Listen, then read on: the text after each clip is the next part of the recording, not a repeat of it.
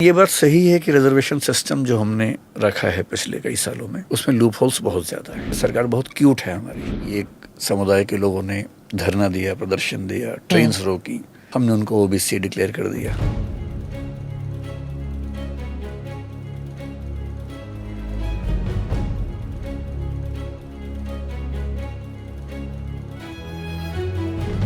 जैसे एक रूल ये है कि अगर आपके फादर या मदर क्लास 1 जॉब में हैं तो आप ओबीसी नहीं हो सकते, you get into creamy layer. आपके दोनों पेरेंट्स ग्रुप बी में हैं तो भी नहीं हो सकते हैं, लेकिन ग्रुप सी ग्रुप डी में है, इनकम चाहे 8 लाख से ज्यादा हो तो भी आप ओबीसी में रहते हैं।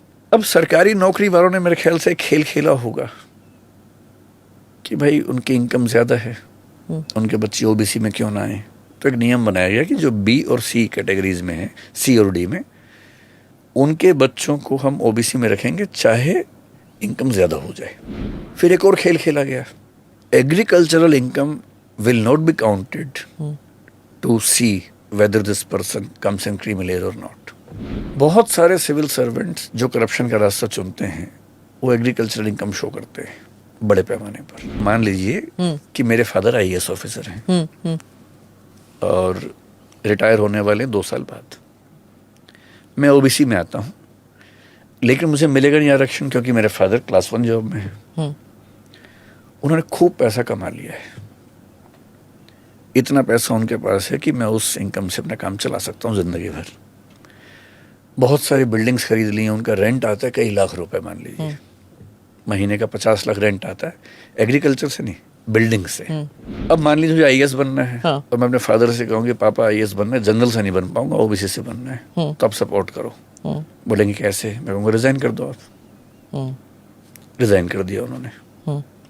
2 साल की सर्विस बची हुई थी, पैसा अकूत कमा चुके हैं, अब 2 साल की सर्विस है, रिजाइन कर दिया।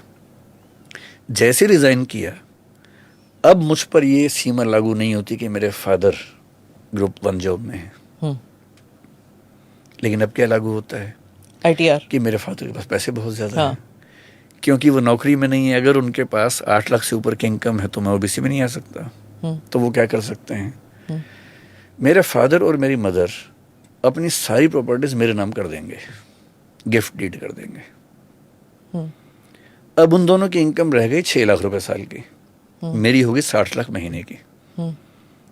पर ओबीसी होने के लिए मेरी इनकम क्राइटेरिया नहीं है, सिर्फ पेरेंट्स इनकम, सिर्फ पेरेंट्स की, फैमिली नहीं, सिर्फ पेरेंट्स, मेरी नहीं।